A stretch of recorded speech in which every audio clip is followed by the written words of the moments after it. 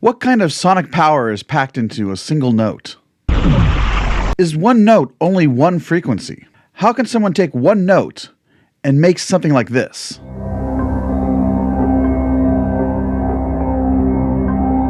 In this video, I'll explain how I did just that.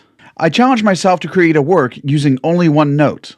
And from that experience, I'll explain how you can mine that note for all its sonic richness, using synthesis and audio processing techniques, and how you can augment and supplement that note along the way to create a track with growth and interest.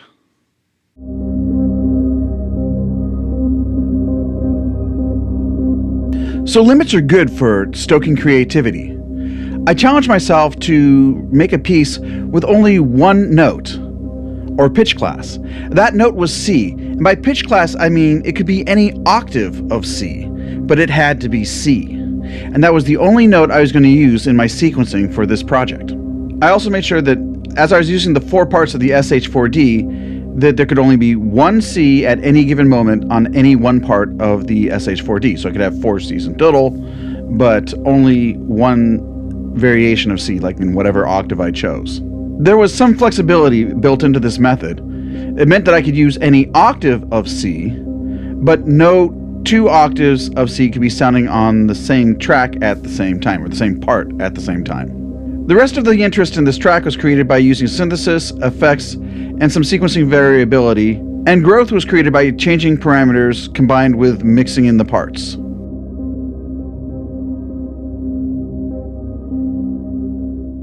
The fundamental principle that made this experiment work is the concept of harmonics. Now, if you already know how harmonics work, feel free to skip this section and move on. If you're not familiar with harmonics or not too sure how they work, I'm going to break it down here. One note isn't just one frequency. Like we can say that we can tune an A to 440 hertz, but when a particular instrument plays that A at 440 hertz, 440 hertz isn't the only frequency that's sounding. There's actually maybe 880 hertz and 1760 hertz and whatever 880 plus 440 is. Sorry, I can't do the math right. I think that's 1320. So 1320 hertz is playing or is being sounded. So harmonics are frequencies stacked on top of frequencies. And it's the presence of these harmonics, whether they're there or not, and how loud they are, how they kind of sit in the mix with the other harmonics, that tells us what kind of instrument we're listening to, whether it's an oboe or a trumpet or trombone. It gives them their timbre. And it's also the basis of subtractive synthesis. So when talking about musical instruments, we'd like to think about a actuator, vibrator, resonator kind of a construct where there's got to be something vibrating to create the frequency. That's the actual pitch of the note, like a string. There has to be something that gets that string vibrating, like, say, your finger if you're doing pizzicato on a violin, or a bow, or if it's a guitar string, you could use a pick. But something has to get that string vibrating. And then that string, usually by itself, is not going to be loud enough to project towards an audience or much beyond, where it's localized. So you'll have some kind of resonator that will vibrate with it and amplify it. Now, let's imagine that string that's vibrating. That string just doesn't vibrate along its full length. Like, say you're on a guitar where it vibrates from, and it's an open string, and it vibrates from the nut to the bridge. It doesn't just vibrate along that length, but it also kind of vibrates at the same time along half of its length. And it also vibrates along a third of its length, and along a quarter of its length, and along a fifth of its length. And so it's always like, 1 to 1, or 1 to 2, 1 to 3, 1 over 4, 1 over 5, like that sort of thing. And when it does that, the frequencies that it produces are integer multiples of the fundamental. So if your fundamental is 440, well, the next node where it's vibrating at half its wavelength, or half of its length, is going to be twice 440, 880. So there's this inverse relationship between the subdivision of the vibrator and the multiple of the frequency. And if that's a little bit confusing, I'll kind of share here what that kind of sounds like. Because what happens with the doubling of the frequency is you actually get an octave. At a tripling of the frequency, you get an octave plus a fifth. At 4 times the frequency, you get 2 octaves, because it's 2 times 2, right? So you get 2 octaves above the fundamental. And at 5 times the frequency, so you get basically 2 octaves and something's akin to a major third. It's not exact, but it's kind of like a major third. And then at 6 times, well, then that's 2 octaves and a fifth. And then at 7 times, it's about 2 octaves and a flat minor 7. And then finally, at 8 times, it's going to be 3 octaves. So one note contains a lot of frequencies that can then be sculpted and manipulated for interest. So to give you an example, I'm going to use Arturia's Synclavier V plugin. This plugin models the old Synclavier V, and I'm not going to explain it to you, but essentially it's an additive synthesizer. So the most basic kind of harmonic-free tone you can have is a sine wave. A sine wave essentially is just that fundamental, and it doesn't have any harmonics, theoretically at least. And so it can sound like this. And you can see here I have this carrier, and it's just a sine wave. You can bring it down, bring it up, there it is. Now that would be the fundamental of our pitch. See, this does a complete cycle from one end to one end, right there. That's it. The second harmonic oscillates 2 times, does 2 cycles within the same period, and sounds an octave higher. The third harmonic goes 3 times in the same period and sounds a fifth higher than the second one. That's the sound of a perfect fifth. And if I throw in the original, they're all sounding right there. And then if I go to the fourth, whoops, we get 4 cycles within a period, which is an octave higher than this, and an octave higher, 2 octaves higher than this.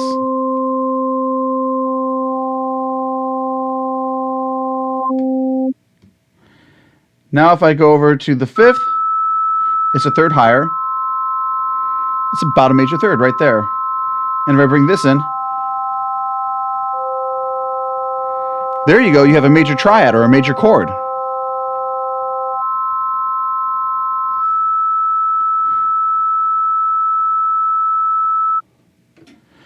So by now you should have an idea of how this works. Okay, so what about the various wave shapes we might get on a synthesizer? Well, they give us the ability to kind of create them right here. If it's a sine wave, I just get the carrier. We heard that.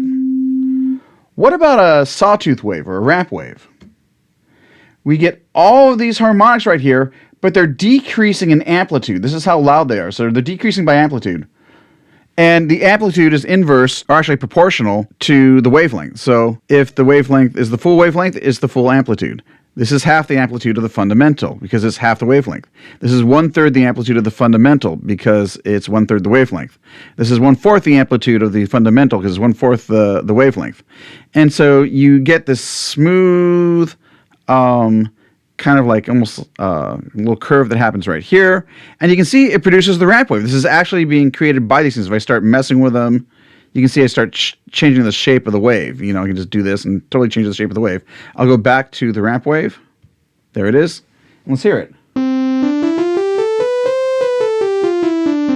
That gives me a lot of harmonics, so I can come over here inside of Ableton and use the filter, get rid of that, and the auto filter, and I can start cutting out the frequencies.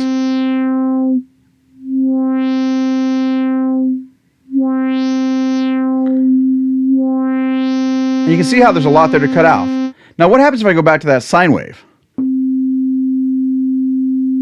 Well, as I move the filter, the cutoff of the filter down, nothing happens until I get to where the frequency is, and then it just simply dies away.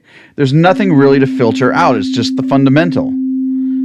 So sine waves aren't going to give you a lot of, interesting things with filters or certain other things, because they're just the fundamental by themselves. Now, what about the popular square wave? Well, the square wave is every other partial. So it's the what we call the odd-ordered harmonics. But it follows the same general amplitude pattern that you see inside of the ramp wave, which is basically the third partial is 1/3 the wavelength, therefore 1/3 the amplitude. The fifth partial is 1/5 the wavelength, so therefore 1/5 the amplitude. Sounds like a clarinet. A clarinet also has a similar kind of a timbral shape. And again, I can move the filter. Here's full brightness. Add a little bit of resonance.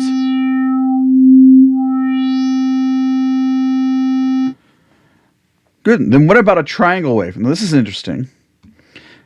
A triangle is also like the square wave, or what is known as the pulse wave, in the fact that it's every other harmonic, or the odd harmonics. However, every other harmonic that it produces is inverted here. The phase is inverted. And the amplitude is actually an inverse square of the wavelength. So at 1/3 the wavelength, it's 1/9 the amplitude. At 1/5 the wavelength, it's 1/25 the amplitude. So it's more like a more mellow square wave. And again, we'll just kind of run it through the auto filter. It's just more mellow, not as much to play with there. So you can see that one note contains a lot of frequencies. And this is going to give us some power and some interest in just manipulating these one note sequences to create a whole panoply of sounds.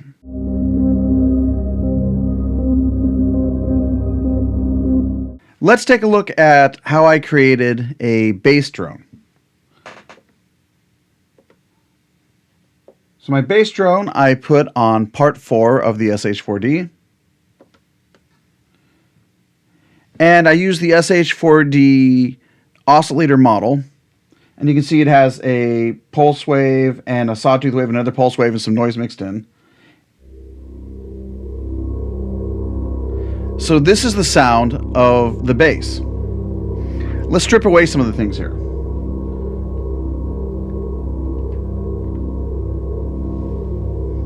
So if I go back to it, one of the things I added to it was reverb. So I'll go ahead and bring the reverb down. You see I use a lot of reverb.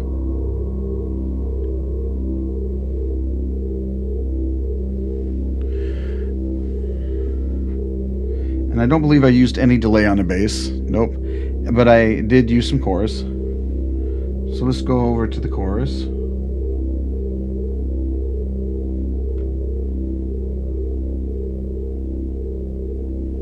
There we go. Now that's the bass sound without reverb or chorus.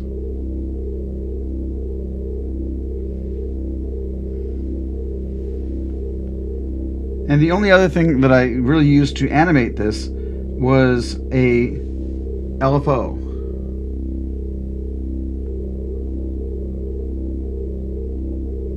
So this is the CHS LFO.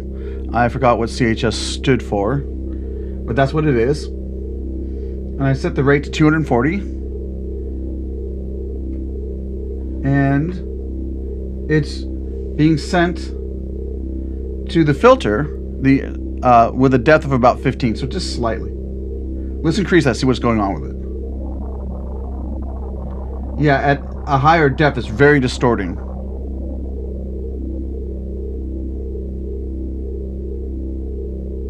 Okay, and we'll bring back in some of that chorus. That kind of smooths things out a bit. And then we'll bring back in the reverb.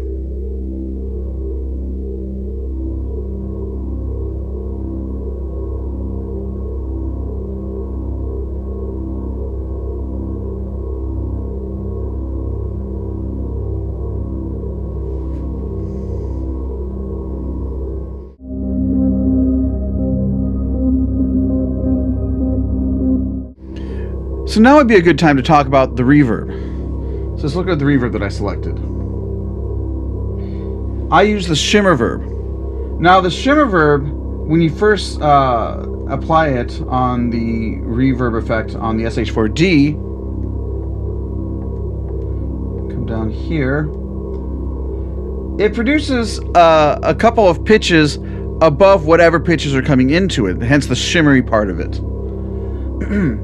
And so by default, it's set to 12 semitones and 24 semitones, which means it's sounding an octave above and 2 octaves above. And that's a pretty safe thing to do, because if you're creating harmonies within the music and you say you're playing lots of chords or something like that, then you're just reinforcing the notes of the chords at the octave. But I wanted to add interest to my drone. So rather than just playing it safe and just doubling the octave, I took the first semitone down to 7 steps, which is a perfect fifth above the original note. And then I took the second semitone all the way down to 15 steps, which is an octave and a minor third above. So basically we have the root, fifth, and minor third of a minor chord. So this turns this thing to C minor.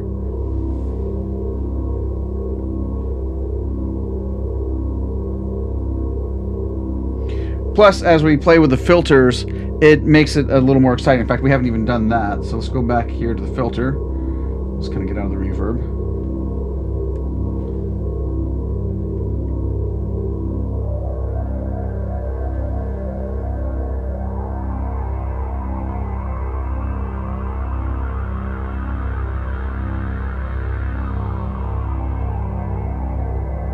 And you see the kind of difference that the filter makes in exciting the shimmer verb.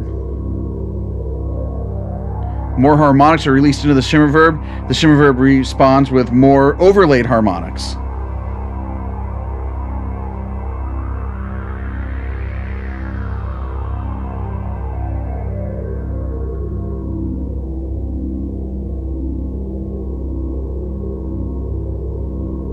And subtle moves can make some interesting effects. You don't have to do much.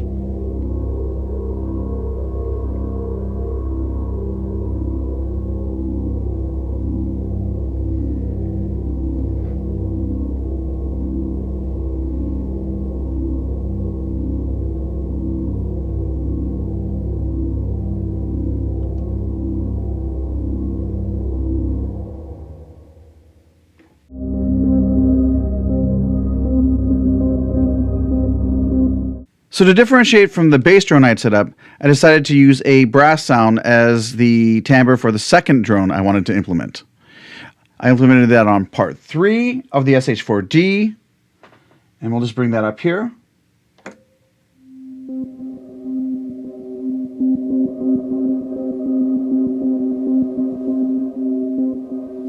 Now, this one is also using the shimmer verb and the chorus, as well as the delay.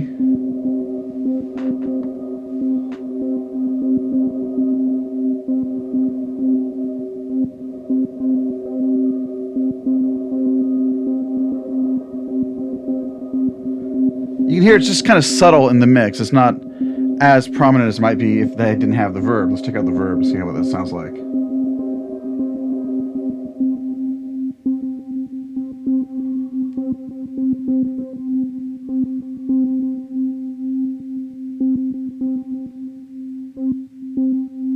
So this is the brass drone without the delay or the verb.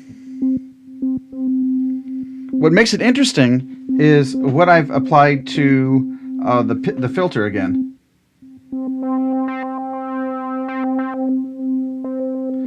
Just like with the bass drone, I applied an LFO to the filter. So this time we're using more of it. The depth is about 27. So more of the LFO is being sent to the filter, modulating the filter. Rates quite a bit faster. And this time, we're using a sample and hold.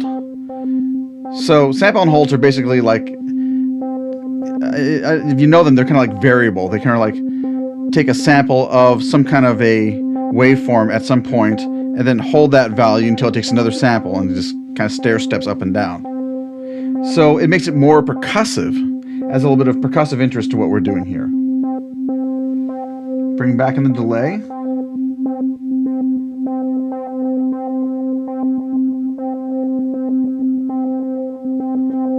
And I'll bring back in that reverb. And again, you can hear how the shimmer verb reacts to these frequencies that are being fed into it.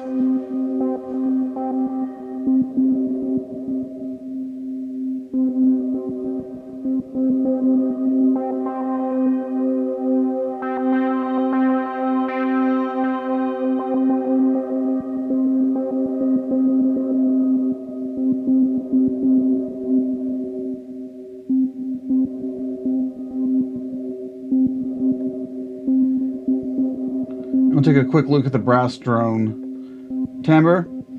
So again, we use the SH-4d model. This one just uses a sawtooth wave, and I forgot what that's like, a combination sawtooth triangle. I have to look up what that wave shape is, but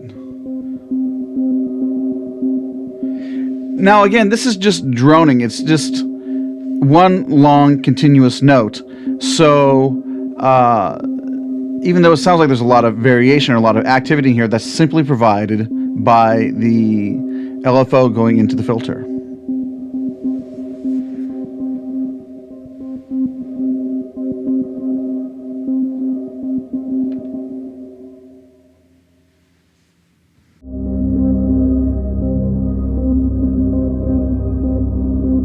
So the next thing I added was a pad. And for the pad, I chose the Juno 106 model. Go over here. It was on part 2. If we exit out, see the Juno 106 model here. I engaged both the pulse wave and the sawtooth and the sub, and had a little bit of noise in there too. I didn't apply any of the LFO to the filter in this case. And in this case, I chose a different tactic, which is going to the tone effect. I added a phaser.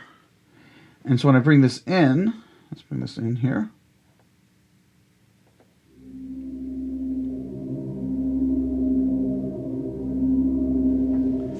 That has a really interesting mechanical metallic effect.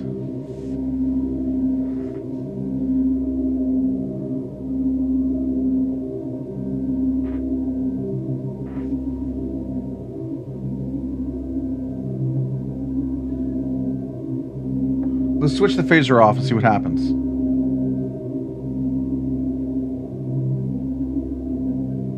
Oops.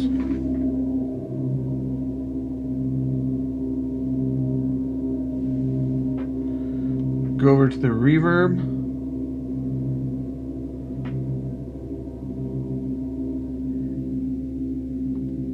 Go over to the delay. Take all these elements out. And go over the chorus, which has got full send. And that's the actual sound of the pad. Now let's throw that phaser back on.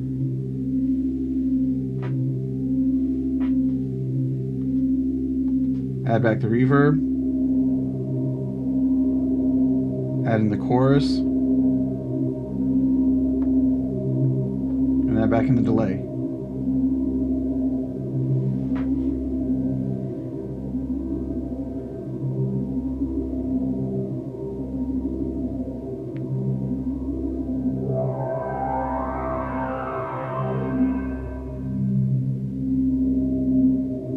Right here about the cutoff of right here at the cutoff of about 676, it almost has like a really interesting sci-fi kind of a sound. So that's basically how the pad worked when it came into the mix.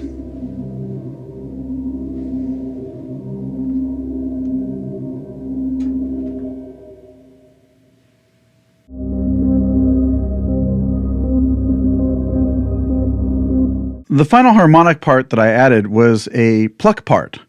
So this one didn't exactly drone, but rather came in a sequence of individual notes. So for this, I used more of a kind of a quasi-generative process in the sequencing to give the illusion of the machine having a little more agency or will. This particular patch I created from the ground up, again using the SH-4d oscillator model. So let's take a look at it. So this one is on part 1. Oops, come out of here. And so for this one, I used 4 different oscillators here. So I have a ramp wave, a sine wave, a square wave, and then a kind of a reinforced triangle. If I go over here and bring it up, we'll hear what it's doing.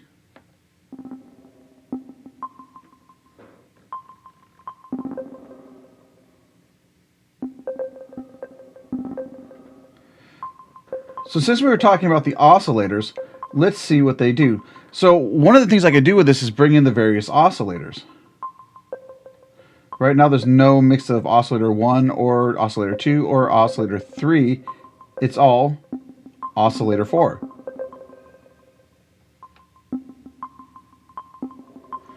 So with these oscillators, yeah, the note that is sequenced is going to be C, but and most of them were using some octave of C. There's the square.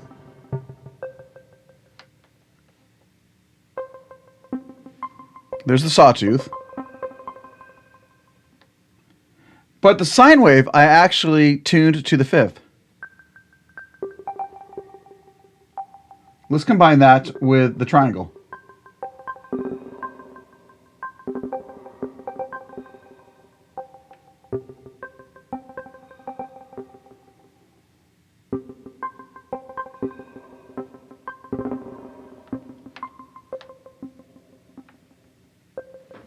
So that gave me the possibility of a lot of timbral variation I could use if I cared to in my improv. But in addition to that, it's the way I sequence this particular part.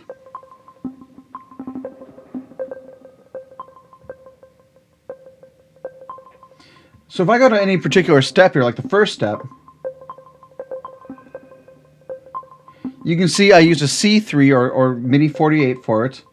If I go to the next part, so look over here, I use C4 or MIDI note 60, and for the next step I use C5 or MIDI 72, and I did that over and over again. So it would be like, you know, C4, C3, C4, C5, C3, C4, C5. I skipped this step, C3, C4, C5, C3, C4, C5, and one more time, 3, 4, 5. So we had this sequence 5 times. Now, in each step, I also included a measure of probability.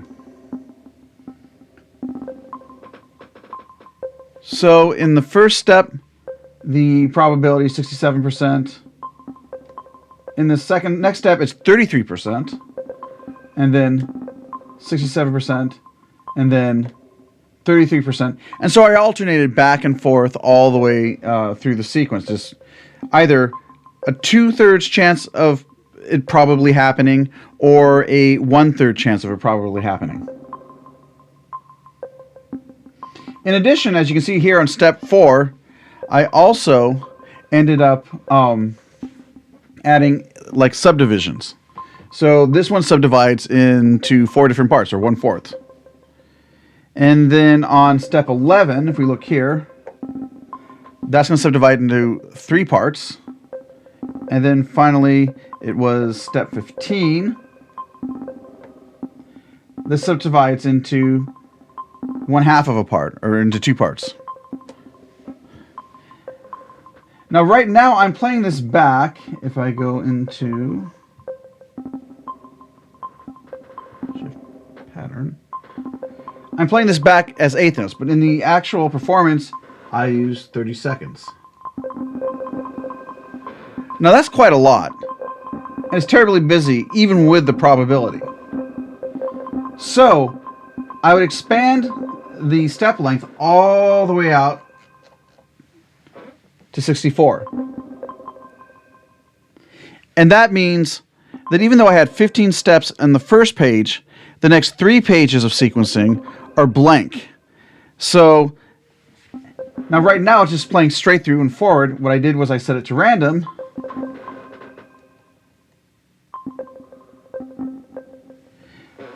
And now there's just a 1 in 4 chance it's going to hit a step that actually has a note assigned to it, and then it has either a 33% or 67% chance of sounding. If I wanted to increase the probability that something would sound, all I had to do is go into the step length and start reducing it.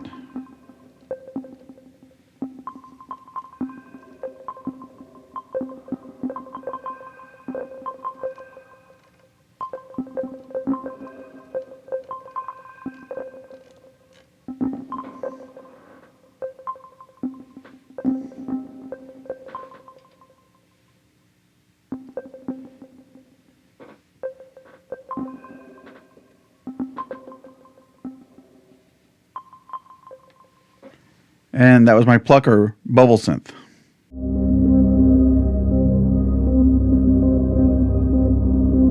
So the one thing I allowed myself to add that wasn't a sequence note C was rhythm.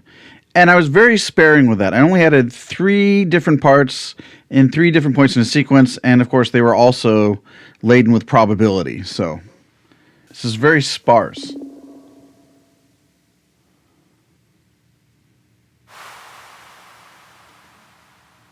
So I had a C sharp, and on this I had this little white noise here. And then I have a higher white noise on the E. Very diffuse, very soft attack, and rather reverberant. And then on the C, little bongo.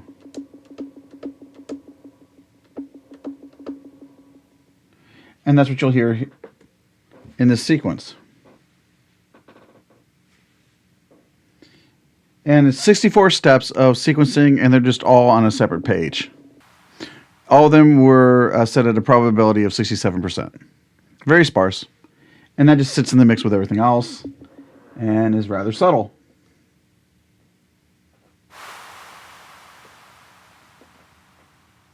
Bring the other parts here.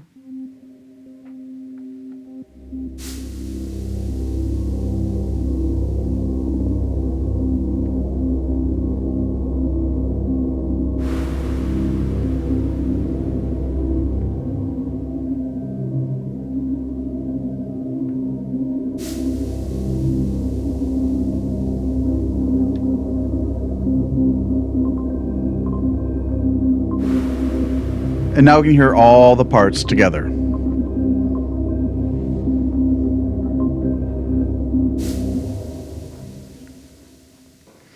And this was the basis of my improv. And my improv basically just had to have a beginning, a middle, and an ending. And as I went along, I would just listen to what was happening and make subtle adjustments. It's really just a matter of reacting to what I hear and choosing what I do next. So I'm going to share an annotated version of my performance with you now to show you what I was thinking, what was going on.